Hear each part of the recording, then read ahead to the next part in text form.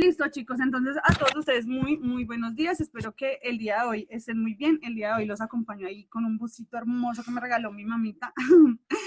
Se ve así como de señora, pero es que es de mi mamita, es hermoso. Pero se me olvidó ponerme la chaqueta, chicos, qué pena con ustedes. Pero por allá atrás la tengo. Bueno, entonces, vamos a iniciar la clase del día de hoy. El día de hoy, pues espero que a todos ustedes, hace harto pues no nos hablamos, espero que a todos ustedes me les esté yendo muy bien, no solo en mis asignaturas, sino en todas las asignaturas. Chicos, otra cosita que quería decirles así como pequeñita. Estuve revisando, ¿sí? Como tal, estuve revisando un poquito el martes, ¿sí? La plataforma, a ver qué trabajos habían. No he revisado WhatsApp, simplemente la plataforma, a ver qué trabajos habían entregado y demás.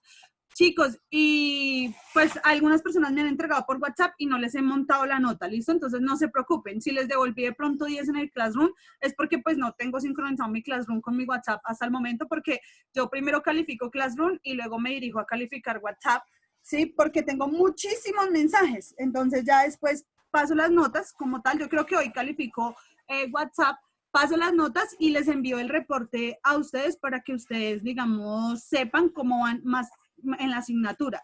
Simplemente hemos hecho 2 actividades, si no estoy mal, ¿listo? Para que lo tengan en cuenta. El día de hoy vamos a hacer otra actividad y el día lunes hacemos otra actividad para pues ir, digamos, incrementando el flujo pues de las notas. Tenemos las notas de pre-IFE, chicos, a decir verdad, hay muchos de ustedes que les ha ido como un poco regular, por no decir mal, ¿sí? En los pre-IFE sí tienen las notas muy bajas. Hay muchos de ustedes que no están respondiendo, chicos. Yo solo hago una calificación y de resto, si usted no respondió en ese momento, en ese lapso de tiempo que yo le di, yo no califico más. Entonces, las personas, digamos, a menos de que tenga excusa, ¿no?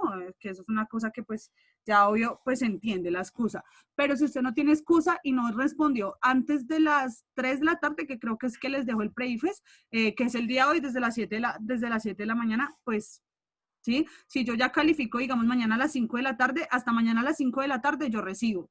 Sí, así sea, digamos, que haya entregado tarde. Pero si ya entrega después de mañana de las 5 de la tarde, que es cuando yo ya califico, sorry, se quedó con la nota del 10 y esas notas suman y bajan, porque el periodo pasado les bajó mucho la nota a muchos de ustedes. La nota les había quedado alta con básicamente la asignatura, pero simplemente con el pre-IFES les quedó bajita, porque ustedes pues no le están metiendo el empeño y el corazón que se requiere también, porque pues chicos, tómeselo también como una actividad conciencia para que ustedes vayan reevaluando qué saben, qué no saben, qué necesitan mejorar y demás, porque pues es, digamos, complejo que ustedes lleguen el otro año, ¿sí? A 11 y de pronto hayan temas que tengan todavía falencias muy grandes en cuanto pues a su presentación del pre-IFES como tal, ¿listo?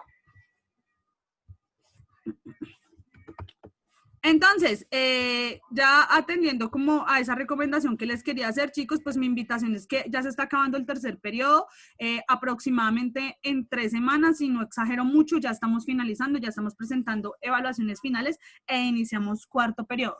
Ustedes saben que en esta cuarentena el tiempo se está pasando aceleradamente y en esta cuarentena aún peor. Entonces, pues les recomiendo por favor de que se pongan al día, ¿sí? Como tal, a entregar pues los trabajos que les hace falta, ¿listo? Por favor, niños, y pues en mi asignatura. Y a trabajar juiciosos. El día de hoy tienen un taller, entonces leer ese taller, ver qué nos hablan de ese taller y resolverlo y pues intentarlo subir hoy antes de las 11 de la noche, ¿listo? Porque ¿dónde van a resolver el taller? ¿En qué momento? En la siguiente hora, ¿listo? Entonces, chicos, ya vimos un poquito lo que tenía que ver con las pruebas paleontológicas y con las pruebas biogeográficas, ¿cierto? Que hablamos de la posición y del lugar donde se encuentran las especies. También hablamos de los fósiles que hemos encontrado en las distintas especies, ¿cierto? Sabemos que en el Perú, en un río del Perú, no me acuerdo cuál río del Perú, sí, se encontró la mujer que cree que da descendencia, sí, a toda la especie humana, que era una Australopithecus afarensis, si no estoy mal, así se llamaba Australopithecus afarensis.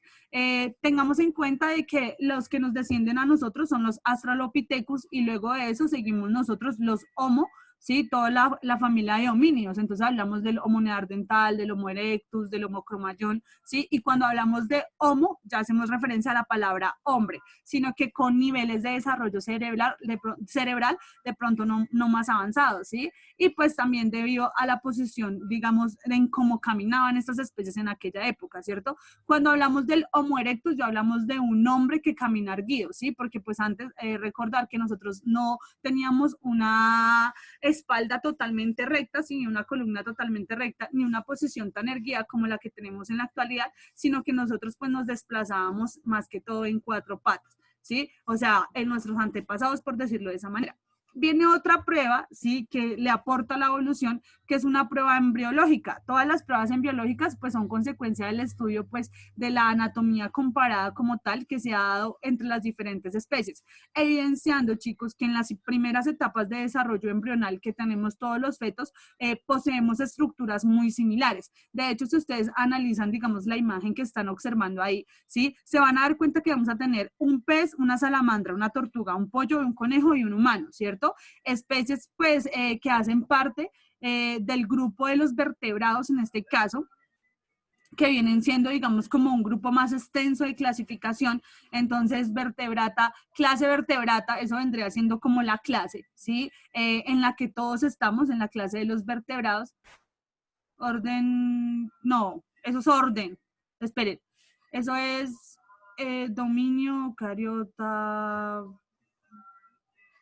filum, animalia, clase, no, orden, cordata. Orden, eso vendrá siendo orden, ¿cierto? Entonces, ¿qué significa cordado? Que tenemos una notocorda, o sea, que poseemos una columna vertebral, ¿cierto? Entonces, pilas. Las serpientes, aunque no posean una osificación, ellas sí van a poseer vértebras, entonces ellas se consideran, digamos, un animal sin una estructura ósea muy compleja, ¿cierto? Pero pues es un animal que no se puede denominar invertebrado porque sí hay una presencia de vértebras dentro de las serpientes, ¿listo? Entonces, pues tiene otro grupo de clasificación, tendríamos que clasificarlo en otro lado, pero no podríamos decir es un no vertebrado, ¿cierto? En el caso de las serpientes. No entran acá solo entramos los vertebrados, ¿sí? Pero entonces analizar que todos en la etapa de desarrollo presentamos cola, ¿sí? Hasta nosotros los seres humanos, mire, fíjense en el humano, ¿sí? Presenta cola y presenta estructuras muy similares. Va a presentar bronquios, ¿cierto? En este caso, los bronquios son los que permiten la respiración en animales que hacen, digamos, su respiración por medio de agallas, lo que significa que nosotros, ¿cierto? En alguna época tuvimos agallas. Aparte de eso, nosotros nos desarrollamos en un medio líquido, ¿cierto? Nos desarrollamos dentro de agua, dentro del líquido amniótico, lo que da evidencia y prueba evolutiva de que nosotros descendemos ¿de dónde? Desde el agua, porque para nuestros inicios de desarrollo necesitamos de la presencia de líquidos, de la presencia de agua para poder desarrollarnos. Entonces tenemos las branquias, tenemos la cola, ¿cierto? Y si ustedes se fijan, la estructura viene siendo una estructura gracias, muy similar, básicamente a, ¿sí? Básicamente en las primeras etapas de desarrollo de todos los organismos. Si ustedes miran el pez, la salamandra, ¿sí? La tortuga, vienen a diferir de pronto en la forma de las cabezas, ¿cierto? Pero pues a manera de estructura y de los órganos que acompañan en esas primeras etapas de desarrollo son totalmente iguales. ¿Listo? Entonces vemos que ya, digamos, en su etapa de desarrollo y en su etapa de diferenciación ya empiezan a coger estructuras diferentes, pero pues que se siguen manteniendo, digamos, esas características. Lo que va a demostrar, chicos, de que nosotros en algún momento descendimos de un ancestro en común y fuimos completamente iguales, sino que a partir del tiempo y a partir de las condiciones ambientales y de las capacidades de adaptación que pudimos tener, ¿cierto? De esa fortaleza adaptativa que pudimos tener mediante, digamos, un cambio, un entorno ambiental, pues nos llevó a diversificarnos en todas las especies de vertebrados que conocemos en la actualidad. Pero esto es un rasgo o esto es una evidencia de que en algún momento todos fuimos iguales. ¿Listo? Entonces, ahí pues básicamente nos hablan de lo que yo les dije, pues acá nos están diciendo que ya cuando nosotros crecemos y que ya cuando algunas especies de estos organismos crecen, ya carecen de esas hendiduras que son llamadas los bronquios, que se conectan con los bronquios, ¿sí? Y que permiten pues ese proceso de intercambio gaseoso en los diferentes organismos. Entonces nos dicen, bueno, ya llegamos a un punto, ¿cierto?, de desarrollo como tal, en que sí nos empezamos a diferenciar porque sí empezamos a tener características, especies propias, perdón, de cada especie como tal, ¿listo?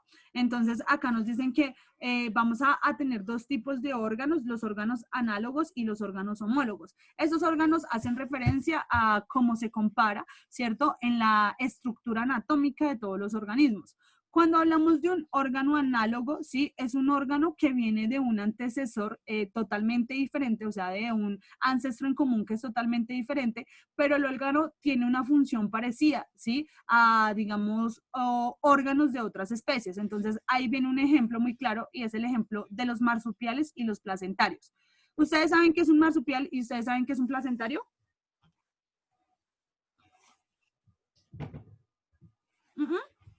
No, señora. Bueno, ¿Profe qué? ¿sí saben qué es un placentario y un marsupial? No.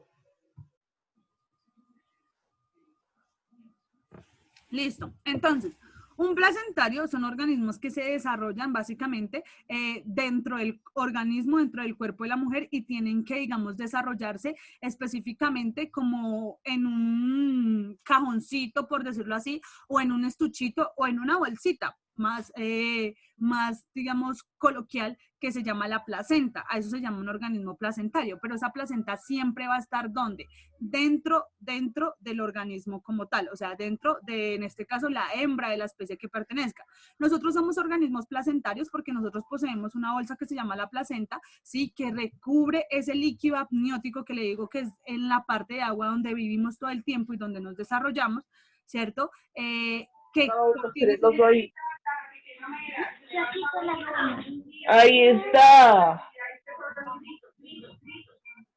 Pero es que listo. Entonces, vamos a tener, ¿cierto? Esta bolsita y esta bolsita va a poseer un líquido que se llama el líquido placentario, el líquido amniótico, perdón, que es el líquido que conforma lo de la placenta, ¿sí? Y aquí, básicamente, este líquido hace que nosotros podamos darle desarrollo al organismo que se está formando dentro de nosotros, pero tiene que ser dentro de nosotros. A diferencia, ¿cierto? Si usted se tira más para allá, para Madagascar, si se tira más para allá, para Australia, va a encontrar organismos que se llaman marsupiales. ¿Qué significa ser marsupial? Marsupial significa como un canguro, ¿cierto?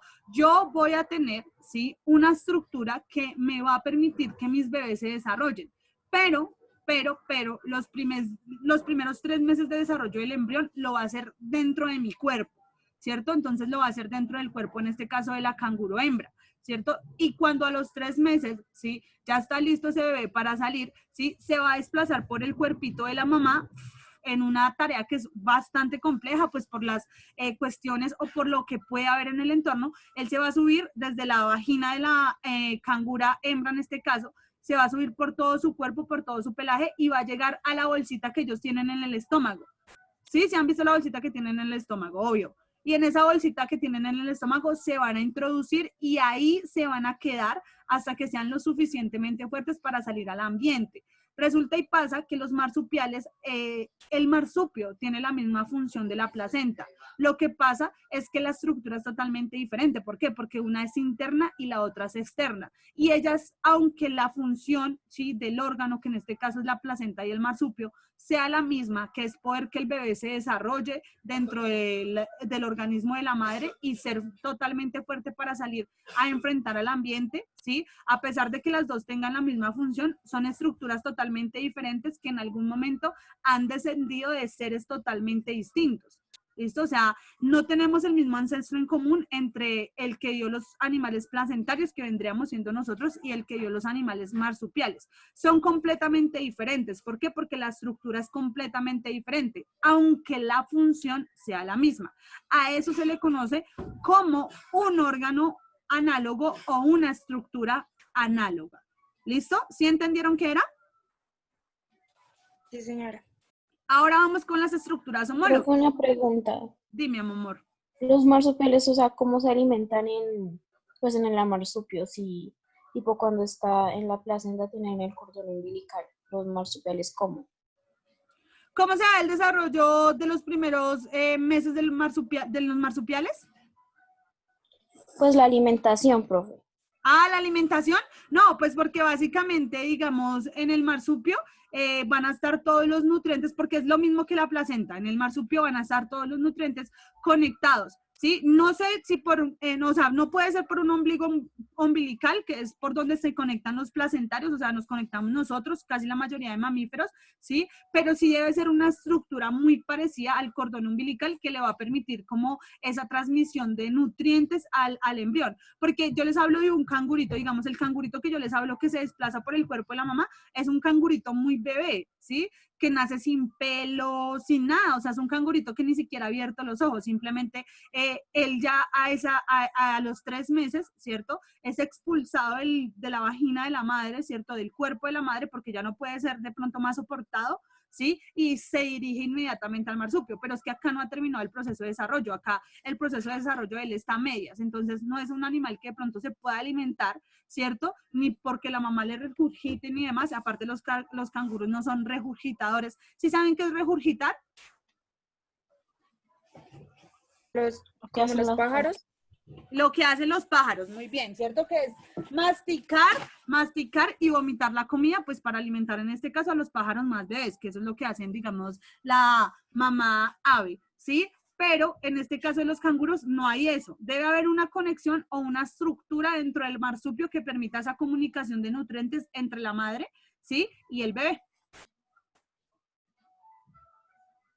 Pues no sé cómo se llame, ¿sí? Pero sí debe existir, que debe ser muy parecida, ¿cierto? Básicamente al cordón umbilical, porque es que puede ser que la estructura no sea parecida, ¿cierto? Porque una es interna y otra es externa, pero la función viene siendo la misma. ¿Cuál viene siendo la función?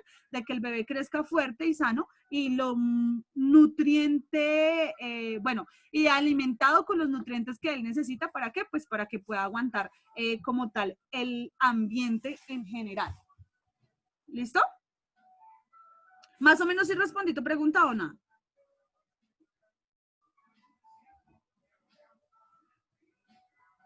Sí, No, profe. sí. Listo. Bueno, entonces, las estructuras homólogas ya vienen siendo esas estructuras que vienen a ser iguales en estructura, pero que la función que ellas vienen a tener es totalmente diferente, ¿cierto? O sea, vamos a tener que si hay un ancestro en común, de que descendimos de un mismo ancestro en común, resulta y pasa que este ancestro en común nos dio la estructura, nos dio la forma del órgano, pero la función para esta estructura y para este órgano no es igual dentro de las diferentes especies. El ejemplo más coloquial, el ejemplo más común es digamos, la mano de nosotros, la aleta de un delfín, el ala de un murciélago, que es un mamífero, y no sé, la pata de un perro, ¿cierto? Entonces, si usted se fija la estructura, ¿sí? Va a poseer dos huesos, que van a ser los dos huesos grandes, ¿cierto? Que sería pues el hueso, en este caso del hombro, el hueso de la parte de acá de la mano, ¿cierto? Y vamos a poseer 5 estructuras que van a ser las de nuestros dedos, por decirlo así, o de nuestras manos, pero esas 5 estructuras van a presentar también una estructura osificada en la mitad, que en este caso sería pues la palma como tal. Si ustedes se fijan, la aleta del delfín, ¿sí? El ala del murciélago, nuestro brazo y la patica de un perro, ¿sí? Van a tener la estructura muy similar y muy parecida. De hecho, van a tener la posición de estos 5 dedos, aunque ellos pues no tienen el pulgar oponible, porque el pulgar oponible es lo que le permite a uno agarrar. Si uno no tuviera el pulgar no podría agarrar, ¿sí? Aunque ellos no tienen, digamos, esta evolución del pulgar oponible, nosotros sí, al igual que los homínidos, tenemos el pulgar oponible, ¿sí? Esas estructuras son muy similares, ¿cierto? La estructura de los huesos de esos organismos que les acabo de nombrar y nosotros es muy similar, aunque la función sea totalmente diferente, ¿no? Nosotros pues utilizamos las manos para comunicarnos, para agarrar y demás, ¿sí? Los perritos pues son sus patas que les permiten correr, que les permiten interaccionar, los murciélagos vuelan, ¿cierto? Y en el caso de los delfines o las ballenas, ellos nadan, ¿cierto? Tienen esa aleta, la estructura forma es una aleta, en cambio nosotros forma pues otra extremidad, ¿sí? Que permite pues la comunicación y la interacción, pero entonces fíjese, la estructura va a ser totalmente igual, lo que va a variar es la función, ¿cierto? Mientras pues a mí me sirve para comunicarme, para agarrar, el delfín a la ballena le sirve para nadar y al murciélago en este caso le va a servir para volar. A eso denominamos una estructura homóloga que desciende de un mismo antecesor, ¿sí? La función es totalmente diferente, pero la estructura es muy similar. ¿Listo? ¿Entendido? Sí, señora. Sí, señora. Bien, listo. No se les olviden que pues en la siguiente hora resuelven taller y copian, digamos, como las diapositivas. Bueno, niños, las pruebas biomoleculares. Estas pruebas de biomoleculares ya tienen que ver, digamos, con todo lo que interviene la genética, con todo lo que interviene el ADN, específicamente las secuencias de bases nitrogenadas y cómo estas se acomodan y se asemejan para generar, digamos, determinadas proteínas y a partir de esas proteínas, pues evidenciar características fenotípicas que han venido a través de la historia, pues, y el desarrollo como tal de la familia de esa especie. Entonces, vamos a tener que esas pruebas moleculares, ¿sí? Básicamente, pues, se dan a través de la secuencia de bases nitrogenadas, de la información que nosotros tenemos represadas en nuestro ADN, que en algún momento de la vida, en algún momento no, en todos los momentos de la vida, de hecho, en este mismo instante, ¿sí? Hacen un proceso que se conoce como el dogma central de la biología molecular o la síntesis, traducción y transducción de proteínas, ¿sí? En donde mediante nuestras lecturas de bases nitrogenadas o mediante nuestra información genética que tenemos a nivel interno, ¿sí? Determinamos características físicas como el hecho de ser blancos, como el hecho de ser morenos, como el hecho de ser altos, bajos, gordos, medianos, ¿sí? Todo eso está determinado también en nuestra información genética. Esa información genética se reúne en 4 bases nitrogenadas, por eso hablamos de pruebas biomoleculares, por eso hablamos de marcadores moleculares, o sea, hay partículas bastante pequeñas, ¿sí? O de compuestos bastante pequeños que unidos, ¿sí? Y que transmitidos van a dar lo que es la vida, van a poseer lo que es la vida. Yo siempre he pensado 2 cosas. Cuando a mí me hablan, o cuando a mí como persona que ha estudiado tanto tiempo, ¿sí? Y que ya es una, o sea, y que le gusta leer tanto, porque pues, a decir verdad, a mí me encanta leer cosas, noticias, así sea de Facebook y demás, que hablen de ciencia y demás, ¿sí? Yo siempre he pensado algo. Hay 2 cosas importantes para que la vida se pueda generar, ¿sí?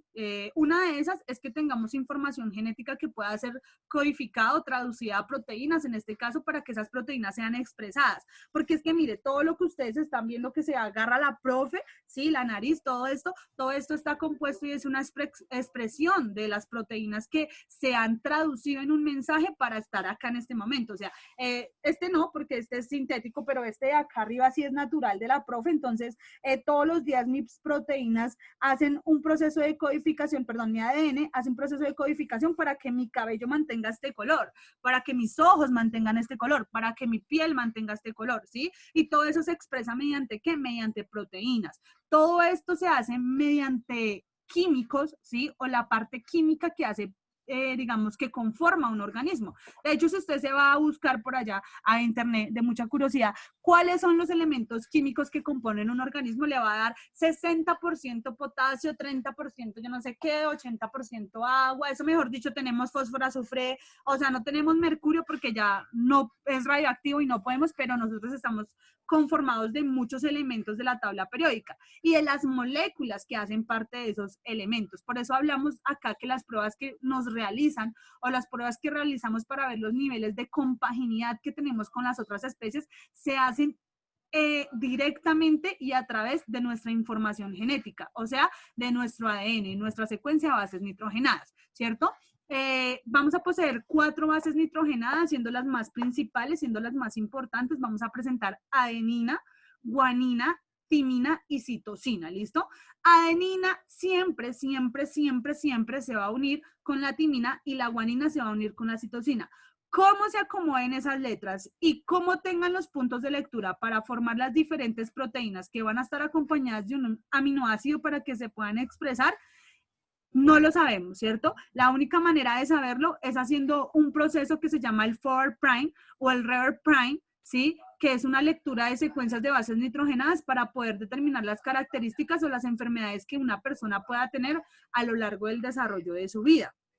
¿sí? Esa es la única manera de poder determinar, ¿sí? Cuáles van a ser las composiciones químicas o cuáles van a ser las características que nosotros podemos heredar. Pero no solo eso, ¿cierto? También ver los grados de compaginidad y los grados, digamos, de asemejanza a nivel biológico interno, a nivel de lo que no se puede observar, de lo que se hace desde el microscopio, desde lo que se hace desde marcadores moleculares, desde lo que se hace, ¿sí? A través de procesos científicos más desarrollados, poder determinar cuál no es nuestro grado de compaginidad con otras especies y cuál es la posición, ¿sí? Dentro de la especie, dentro de las especies animales que ocupamos. Miren, yo siempre he dicho algo, a mí me dicen animal y yo me siento la persona más agradecida de la vida porque pues realmente para mí sería muy ideal ser un animal, ¿sí? ¿Por qué? Porque pues yo pienso en lo personal que los animales merecen más la tierra, ¿sí? Que nosotros mismos como seres humanos, porque a pesar de que nosotros tengamos la capacidad de razón, la sociedad nos ha enseñado muchas cosas asquerosas y muchas, perdón la expresión, ¿sí? Muchas cosas asquerosas y muchas cosas horribles que ya las normalizamos dentro de una sociedad, ¿cierto? Como la muerte, como las violaciones, como el maltrato, no sé, como los golpes, como todas esas cosas, como la degradación sentimental de las personas, o sea, cuando humillamos a las personas en frente de otras y nos sentimos grandes porque la persona lloró, porque la hicimos sentir mal o porque la hicimos degradar delante de todo el mundo, ¿sí? Pienso yo, sí, que pues nosotros los seres humanos no nos merecemos la tierra ni nos merecemos de pronto este paraíso tan hermoso en el que vivimos, a diferencia de cómo se lo merecen los animales. Por eso siempre que me dicen usted es un animal, nunca me siento ofendida, porque como bióloga, sí, como profesora de biología, soy consciente de que hago es parte de las especies de animales, ¿sí? Y que soy un animal completamente porque hasta tengo un nombre de clasificación como especie, ¿cierto? Que en este caso es la Homo sapiens, el hombre que piensa. ¿Sí? Hago parte de una especie animal que tiene la capacidad de razonar y de comprender, de alterar y afectar su entorno, pero eso no me saca, ¿sí? De mi comportamiento o en que en algún momento, pues mi razón no me dé para más, sino para actuar por puro instinto. ¿Sí? Y ese instinto está determinado desde lo animal. De hecho, si ustedes analizan, yo les he explicado, no sé si a ustedes, pero si ustedes analizan, de hecho, nosotros hemos robado hasta todas nuestras prácticas sociales de los animales. Digamos, toda esta cuestión del rey, de la reina, de la jerarquía, de que el obrero trabajara, de que se hicieran los obreros, ¿de dónde se sacaron, niños? ¿De dónde creen ustedes que se sacaron ese tipo de comportamientos sociales, de esas jerarquías, de que en alguna época dijeran, ay, van a existir reyes y reinas, perdón, reyes y reinas? ¿Sí? ¿Dónde creen ustedes que sale, digamos, ese ejemplo de generar una sociedad así? ¿De qué organismos? Pues, por ejemplo, de las hormigas, ¿no? ¿Sí o no? De las hormigas. Eso es un comportamiento establecido en ellas, ¿sí? Ellas establecieron una forma de vida así. Entonces, ¿qué dijo un humano en algún momento? Analizó ese comportamiento y dijo, oh, si a ellas les funciona tan bien, entonces vamos a ver que al mundo nos tiene que funcionar igual de bien. Pero todo eso es un comportamiento arrebatado ¿de quién? Es un comportamiento arrebatado de los animales. Miren, las sombrillas. Las sombrillas también es algo que salió desde la naturaleza. Existen unas hojas, ¿sí? Unas plantas que se llaman mano de oso. Son unas plantas inmensas. Y cuando usted va en el Amazonas, ¿sí? Por allá en una aventura y empieza a llover, ¿sí? Y la gente, y usted de pronto lleva su ropa ahí cargada porque usted sabe que no se puede quedar en ningún lado y eso, la gente le dice, hay que buscar mano de oso, y usted busca la mano de oso y eso le hace una sombrilla, usted la corta y se la lleva y eso es una sombrilla literal. Y me contaba una vez, sí, un profesor de allá, de la Universidad Nacional de allá, me decía, ¿usted sabe dónde nacieron las sombrillas? Y yo le decía, no, me decía, esa planta, de ahí nacieron, ¿sí? De analizar la naturaleza han salido muchas cosas y han salido muchos comportamientos que nosotros tenemos como seres humanos, ¿sí? Muchísimos otros más que donde les contara ustedes quedarían supremamente sorprendidos y los hemos arrebatado ¿de quién? Los hemos robado ¿de quién? De los animales. De hecho, que en una casa el que mande sea el papá, ¿sí? De que, digamos, vivamos en una sociedad patriarcal donde, bueno, en la actualidad no tanto, ¿cierto? Porque las mamás que son solteras, pues, ¿quién manda? La mamá. Y algunas mamás, pues, mandan ellas, ¿sí? En las casas así, pues, está el papá. Pero, pues, digamos, el hecho de tener la idea de que siempre en una familia, ¿sí? El que trae el sustento, el que manda, ese sea el papá, es algo que viene también dado desde los animales, porque si usted se analiza, ¿sí? Entre los animales, los leones, digamos en el caso cuando ellos forman su familia y demás, ellos son los que mandan, ¿sí? Y todo el mundo hace lo que quiera el león, todo el mundo hace lo que quiera el papá. Hablábamos alguna vez Y piénsenlo de esa manera, las sociedades son tan patriarcales y siguen siendo tan patriarcales aún, que ¿a quién es la primera persona que le sirven almuerzo en su casa? Cuando obvio está su papá y está toda su familia. ¿A quiénes son los primeros que le sirven? El papá. A su papá, ¿sí o no? Y si no estuviera su papá, pero estuviera un tío, estuviera un abuelo, le servirían primero al hombre, ¿sí? Porque en nuestra cabeza está ese chip patriarcal de que primero es atendido la persona que manda en la casa, ¿cierto? La persona que da las órdenes o la figura de autoridad que puede estar en una casa. Y la única figura de autoridad que a nivel social hemos reconocido por cómo se ordenan los leones, por cómo se ordenan, ¿sí? Algunas sociedades patriarcales entre los animales, ¿sí? Vamos a tener que es el hombre. Pero si nos corremos un tantico para los elefantes, ¿sí? Y miramos los elefantes, en los elefantes la que manda es la elefante hembra y es la que mantiene a su camada, ¿sí? Y es la que mantiene a su, pues, a su especie como tal o a su grupo familiar, ¿sí? Pero entonces aquí ya vemos que esto es una sociedad matriarcal, ¿sí? Donde la mamá es la que va a tener, digamos, como ese poder, donde va a tener, digamos, la hembra en ese caso, va a tener, digamos, la composición de la estructura del hogar como tal, ¿listo? Entonces, cuando vemos todo este tipo de cosas y cuando vemos ese tipo de comportamientos, chicos, pues sacarnos de los animales, a mí me parece, pues, bastante imposible, ¿sí? Decir como, nosotros somos la especie que está por encima de los animales y animal, yo, nada que ver, o sea, never, no. Eso es una cosa que me parece a mí completamente imposible porque hasta nuestros comportamientos sociales están arrebatados y robados de formaciones sociales que se han dado entre los mismos animales. Y eso, que nosotros somos los que tenemos la capacidad de razonar, ¿no? Que ellos son los que no razonan, pero pues sí sienten que es diferente, ¿no? Pero no razonan. Entonces, chicos, ¿qué hemos encontrado? Que la composición química y pues todo lo que va a dar las rutas metabólicas y lo que va a dar la generación de proteínas como tal, puede dar un rango de consanguinidad con algunas especies como tal. También pues las comparaciones de la codificación de proteínas, de la secuencia de ADN, han permitido generar algo que se llaman cladogramas o árboles filogenéticos que asocian o agrupan los animales según sus grados de consanguinidad o sus grados de parentesco o de lo que se parezca, ¿listo? Entonces, básicamente, hacen unas pruebas químicas donde por medio de unos elementos o de unas sustancias químicas pueden ver la aglutinación, ¿sí? Que pueden tener la secuencia de bases nitrogenadas y la información genética que tengan las especies para así determinar sus grados de parentesco. ¿Qué es aglutinación? Como aglutinar es como unirse, ¿sí? Como unirse muchas cositas, como unirse, como imagínense muchas bolitas unidas. ¿Ustedes han visto esas bolitas que uno les echaba agua y se crecía y que ahí se ponen las plantas que son de agua para decorar, que vienen de colores? Sí. Ahora imagínense las todas en una tina. Eso es aglutinarse, ¿sí? Cuando todas crecen y todas se juntan como en una tina, eso sería como aglutinarse. Eso le sucede a la sangre y eso le sucede al material genético, a la extracción de ADN. No, nosotros no vemos ADN, pero hay un laboratorio de extracción de ADN súper fácil de hacer y se dan cuenta ustedes cómo se aglutinan el ADN y cómo se empiezan a unir esas bolitas y empiezan como a diferenciar, ¿sí? A diferenciarse entre diferentes estratos y se puede determinar, digamos, las bases nitrogenadas. Uno puede obtener ADN de la saliva, del cabello, de la sangre, ¿sí? Y pues también de otros alimentos como tal. Ese laboratorio es chévere de hacer. Si el otro periodo vemos ADN, lo hacemos para que ustedes hagan como un laboratorio de extracción de ADN y aprendan a extraer ADN de los alimentos. Bueno, básicamente, chicos, acá si ustedes ya se ponen a ver al lado de acá, ¿sí? Acá ya nos van a mostrar el aglutinamiento y las diferentes especies. Miren, con el chimpancé, que es de donde nosotros descendemos, ¿sí? Donde se da todo nuestro rango evolutivo y donde empieza nuestro rango evolutivo, tenemos un 85% de aglutinación. O sea, hay un 85% en comparación a nuestra sangre de grado de consanguinidad. En cambio, con el gorila, sí, ya tenemos un 54%. Con el orangután, que viene siendo también de los homínidos, viene siendo un 42%.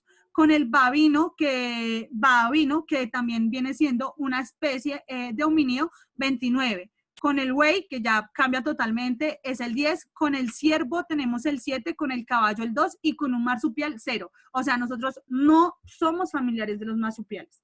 No descendemos ni de la misma línea de los marsupiales, descendemos totalmente apartados y lejos, porque si se fijan el grado de consanguinidad y el grado digamos,